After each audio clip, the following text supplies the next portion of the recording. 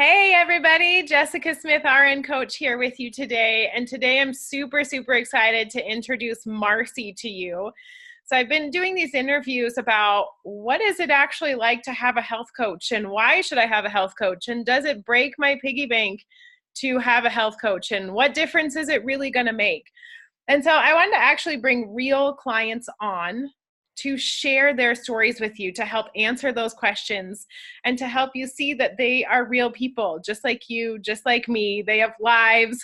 Marcie said, maybe apologize in advance because she's got kids in the house. So if they get all kid crazy and you hear them, then it's just another obvious fact is life. Life can be a little bit messy. So Marcie, thank you a million times over for being here with us today. Welcome.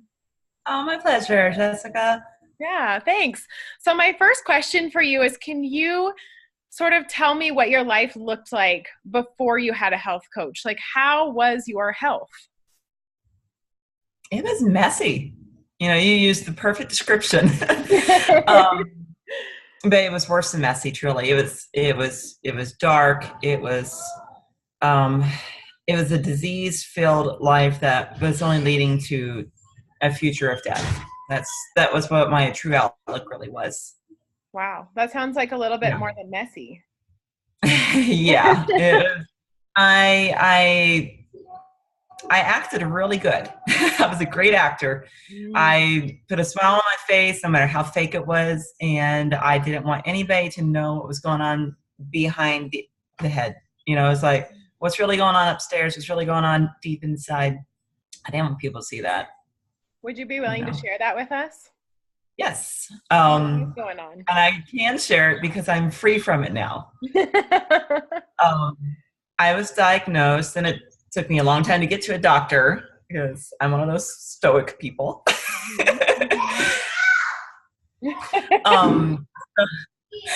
I was diagnosed with a complex PTSD, a chronic dose of, this is where health coaching has been helpful with learning how to manage this kind of stress. Yep, don't worry about it. Chronic anxiety, chronic depression. Now that was mentally. Physically, I was in a car accident back in April of 2010. Mm-hmm. And $500 car accident turned to be a $40,000 physical issue. It caused me to have 7 herniated discs. I already had some sciatica, so it made it even worse. Mm-hmm. Born with, there was also the case that accident developed into chronic complete spinal covered arthritis. It wasn't just localized. Every day, medicine just didn't work. It wouldn't control the migraines. These would go on 24 hours for at least 5 days in a row. I'd have a day or two break, restart again. Then there was the diabetes that I was diagnosed with, type 2. So I was on insulin. I had high blood pressure. My liver actually started failing. So I had some lab work done. They're like, you've got some progression of liver failure. Mm-hmm. And then I was having intestinal issues like, IBS was going on. I had these crazy asthma attacks, and it was miserable, And these are all labels that we put on different conditions. But deep down at the core, now I know what was wrong, Well, I am a firm believer that our bodies are powerful messengers if we choose to listen. And it's usually takes our body completely falling apart on us before we're willing to listen to those small signs. And it sounds like your body was to a point where it was screaming at you to do something different. I was to the point, and I've got 3 kids. Mm-hmm. My oldest will be 16 next month. My youngest is turning 3 in March. And I got to the point mentally that I was praying God to just let me die, that I was telling my husband that he should just push me off because I'm never going to be this awesome wife that he always wanted. It was breaking us, Oh, that's so you sad. know? And Yeah. I'm one of those people that when I'm distraught, I put up walls and I push people away. I just react like that. Yeah. So, Well, that's a scary place to not only admit to yourself that you're there, but to admit it to anybody else too. Is like, we have this idea, especially as a mom, that we have to be perfect and these superheroes all the time. And so it's really, really hard for us to admit when we're struggling, because we think that we're not supposed to struggle. We think that we don't deserve help. We think that if we admit that we need to lean on somebody or need a little support, that we're weak. And it's just not true. It's just not true. yeah. And like, it just kind of breaks my heart to hear that that was your situation. What were your doctors saying? What was their advice to you? Well, the endocrinologist said that there was no hope for me as a diabetic, that I'd always be like that. Just take insulin, eat whichever you want, and just deal with life. My psychologist said that since my medicines that they prescribed was not working, the counseling was not working, the therapist was not working, that I was going to have to find ways to deal with my illness. The general physicians were saying, well, surgery is the only way out as far as to my back. And I wasn't willing to listen to any of that, because I did at first, because, hello, they're the experts in their field. They should know more than me. Yep. But on the other end, they don't have my body. They don't know what I know, which is going to be different than what they know, Absolutely. So even though I highly respected them, I didn't, it's kind of like you want to form that second and third opinion from other people, because there's got to be something deeper than just you got to manage how you are. Right. In the course of this, were you also overweight? Yeah.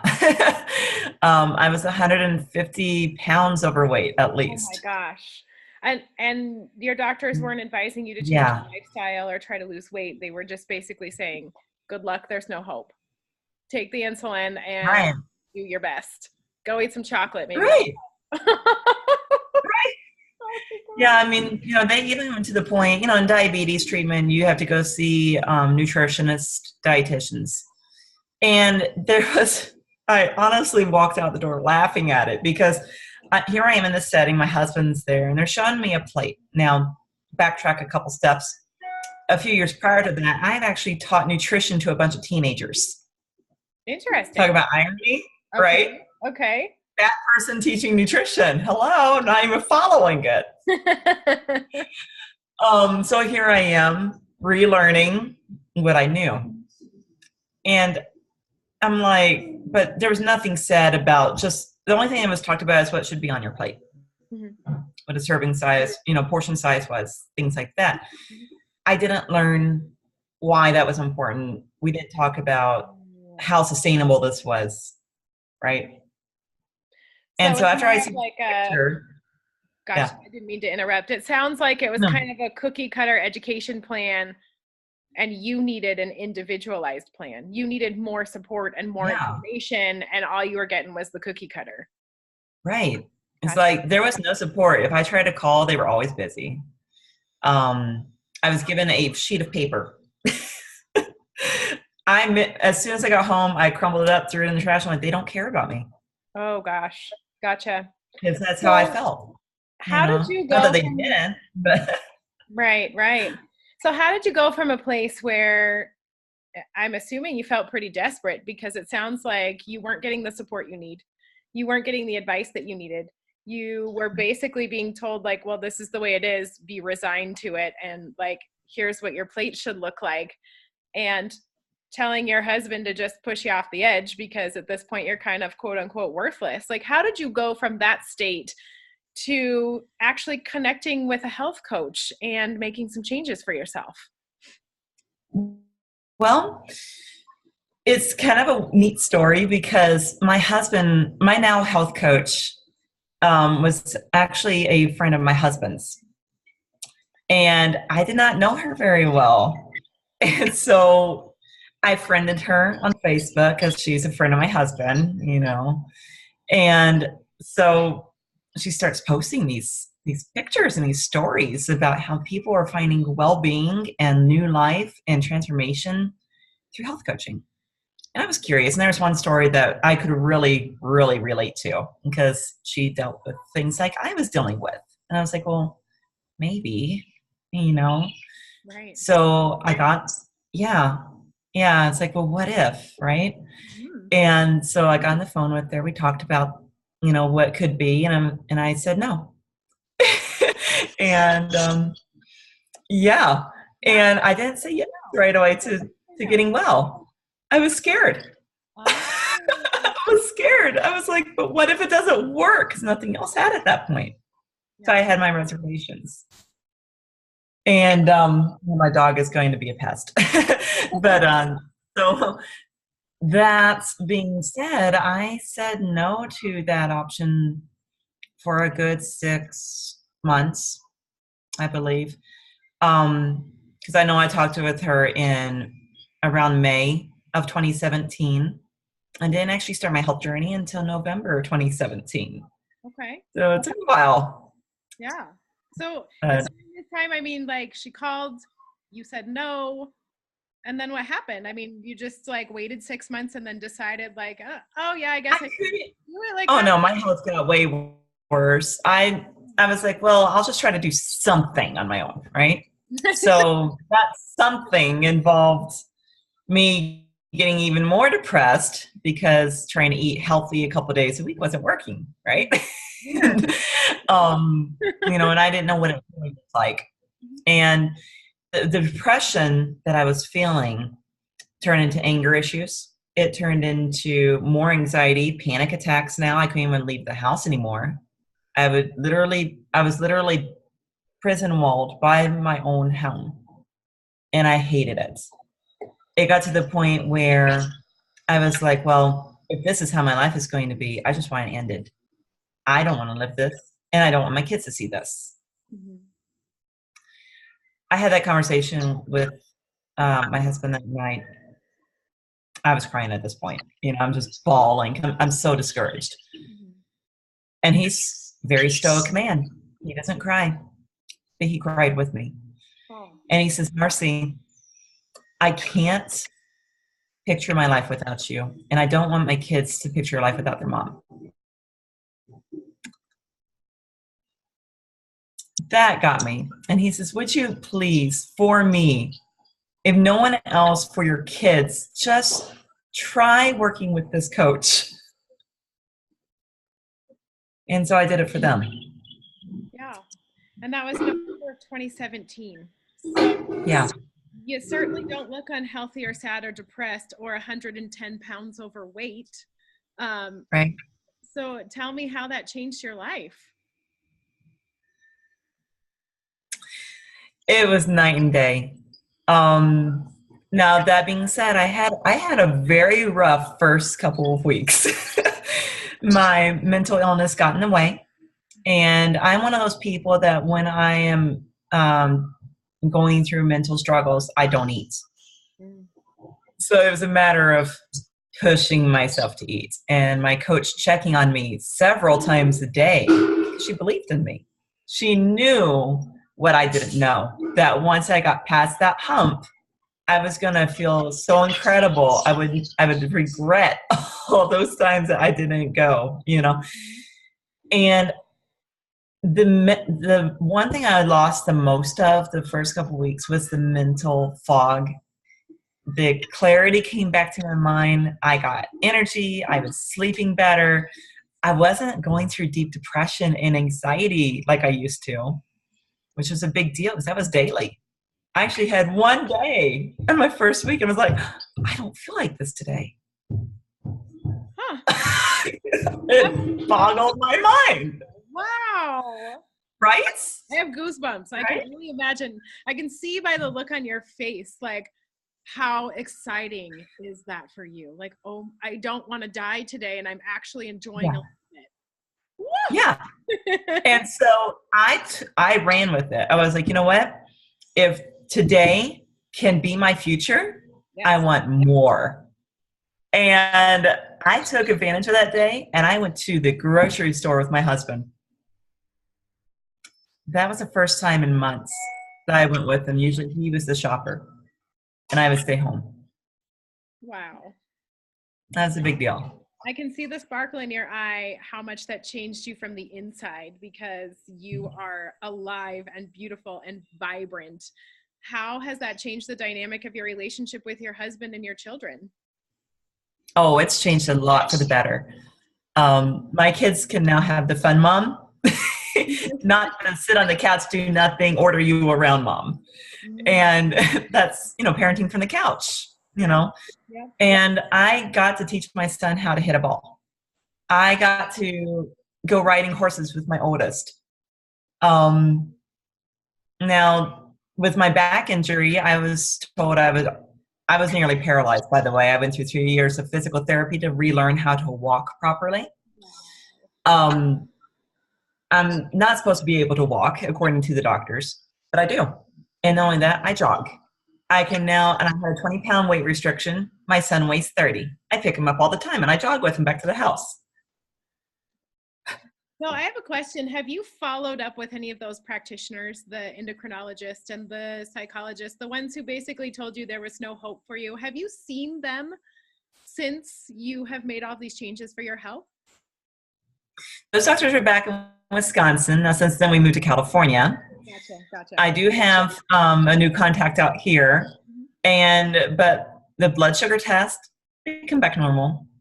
Everything is back normal. And I'm medication free. Oh my God. I don't take incredible. insulin. I don't take the antidepressants. I don't take the anti-anxieties. I don't take migraine meds. I don't take, the most I take now is a allergy pill, Zyrtec, once a day, because I still have dust allergies. But even that's gotten better. If I skip a day, I'll get the sniffles, but it's not dramatic. No asthma, no inhaler. And then the other thing I take is when I really feel like if it's been raining or something, or if I've pushed myself a little too much physically, I'll take a couple of Tylenol to edge it down. Yeah. But that's all I take. I mean, realize I gone from narcotics to a couple of over-the-counters. Yeah. So, obviously having that health coach believe in you, especially during that first 2 weeks, made all the difference for you. And my other question is, what are you doing now? Like, how are you staying off of those medications and like living medication free? Like, what are you doing? What's the magic? Where's the pill? There's no pill. The secret sauce is the coach and the community. That's the secret sauce. And those two things are what keeps me on track. It helps remind me and push through.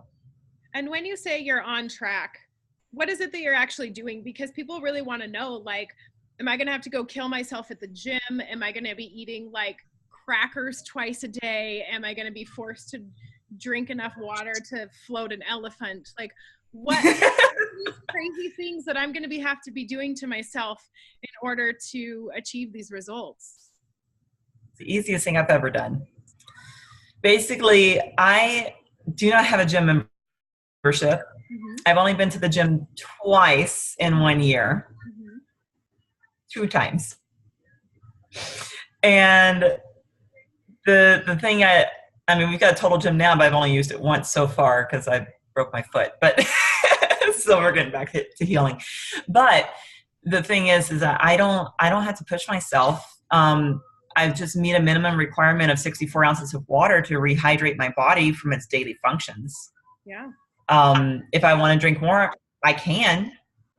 But, if I don't feel like I have to, then I'm not going to force myself because then I'll get stressed about it. I just know that I need to replenish what I lose. Yeah. But not having the symptoms of the IBS anymore, because that healed within 1 week, by the way. Oh my God. It was bad. Okay. And it hurt really bad. Other personal issues as a woman, have improved as well. So the mental clarity, and I've lost 116 pounds to date. I've still got about 35 more to go. How long did that take you? November of 17, you said. You've been on this health journey since November of 2017. Yeah. Yeah. Okay. Yeah. Not including the 20 pounds I tried to lose starving myself. Okay. But I lost the rest of it on plan with a coach. And it's faster. It's safer. I'm getting all the nutrients that I need through this plan. Gotcha. And I have never felt better in my life than I do today. That is beautiful. And I'm getting ready to turn 37. Oh my God. You do not look like you're 37. You look way younger. Congratulations. Thank you. So there's one thing that I really want to address is when you say I'm on the plan. People think of like, oh, a plan. Again, like, am I going to have to drink enough water to drown an elephant? Am I going to eat 2 crackers a day? The answer is absolutely not. So this quote unquote plan is a life. No deprivation. Plan, right? It's a lifestyle plan. So it teaches you how to eat, when to eat, and what to eat, along with retraining your habits. So that after you get done losing weight, we don't just drop you off and dust our hands and say good luck. We've actually trained you to be an expert in your own health. So Marcie, when you lose that last 35 pounds, what do you expect will be next for you? Oh, I'm going to optimize my health. And what does that mean to you? To me, I want to run a 5K. That's beautiful. I've never done it before. I've kind of always wanted to, but I've always had it in my head that I'll never be able to. Yeah. I'm like, I'm shooting for it. That's I love that. I love that. So here's the other thing about I'm going to optimize my health. Like, what does that mean? And what that means is different for every single person. And that's why, like Marcie said, the magic sauce is your coach, is your community, because I think that we have a very unhealthy idea of what it means to be optimally healthy. Like we look in these magazines and there are these women that are just ripped and like 0% body fat and killing it in CrossFit competitions and rocking their bikinis with these beautiful spray tans and these like super tight butts. Like, yes, go girl. And if that is what optimal health is to you, then yes, we will support you in getting that. However, if you're maybe a grandmother who's 75 years old and who just wants to be able to get down on the floor and get back up to play with the great grandchildren, but can't because you're 100 pounds too heavy, guess what? We can work with that too. So I just really want to let every single one of you know that optimal health does not necessarily mean like looking like the women in the magazine and killing yourself in bikini contests. And again, if that is for you, I'm not knocking it by any means, but I am telling you that if that's not for you, that's not the level of health that you want for yourself. It's 100% normal, natural, perfect, and okay. And as Marcie can tell you, our job as health coaches is to help our clients get what they want. And not everybody wants to rock a bikini on stage. Some people just want to be able to get down on the floor, get back up, or be able to get on the ride at Disneyland and not get kicked off because they're too heavy so that they can enjoy this life. And to add to that, you just hit the nail on the dot right there, because at my former size, I was too heavy to ride horses. I love horses. So I've got an acre now. Guess what's next on my list?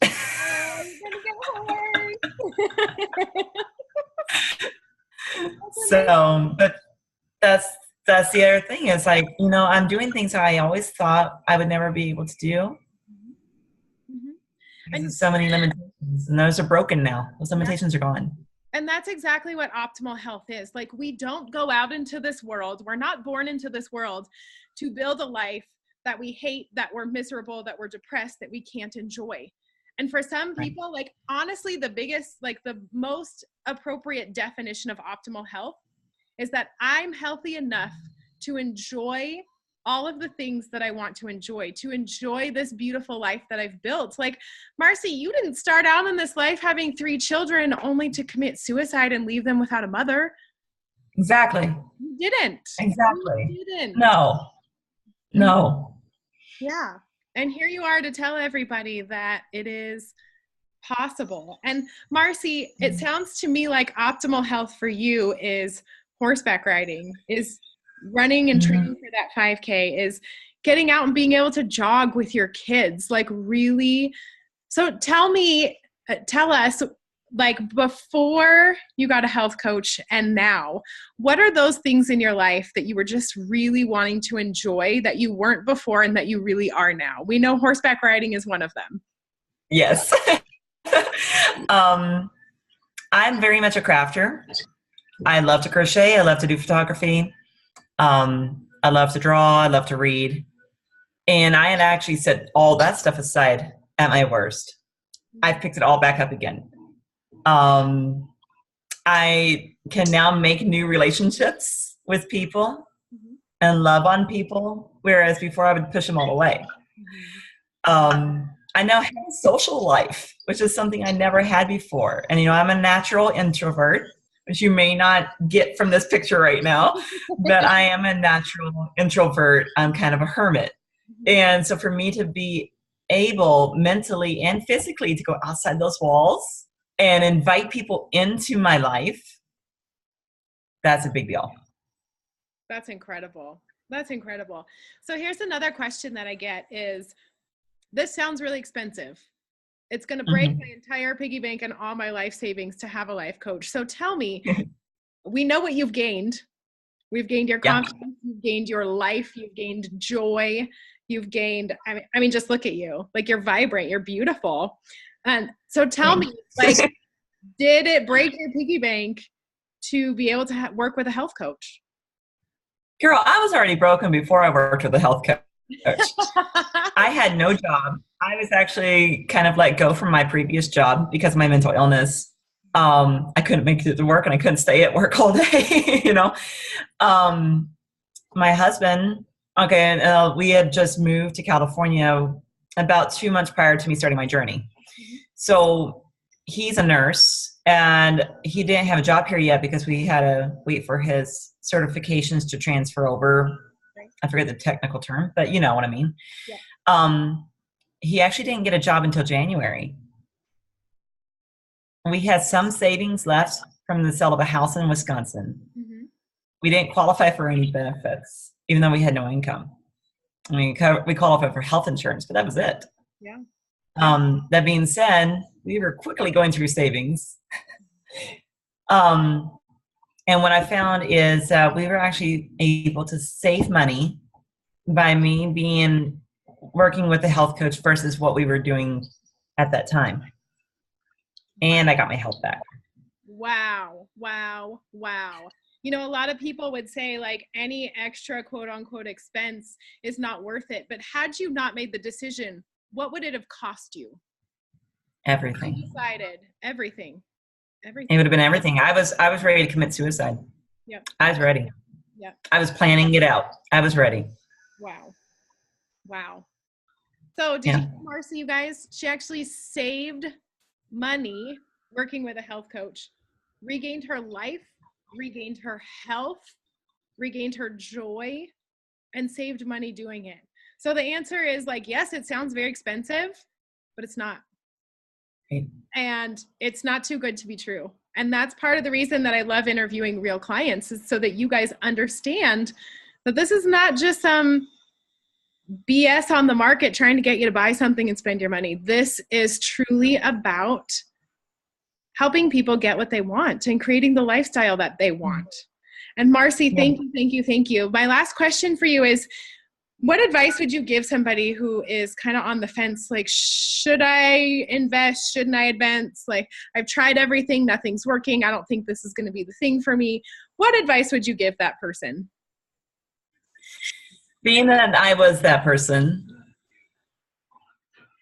go for it. Do it afraid, because in the end, it's not going to fail. The only thing that's going to cause failure is you not even trying to begin with. Yep. And you don't know unless you try. Yep. Yep.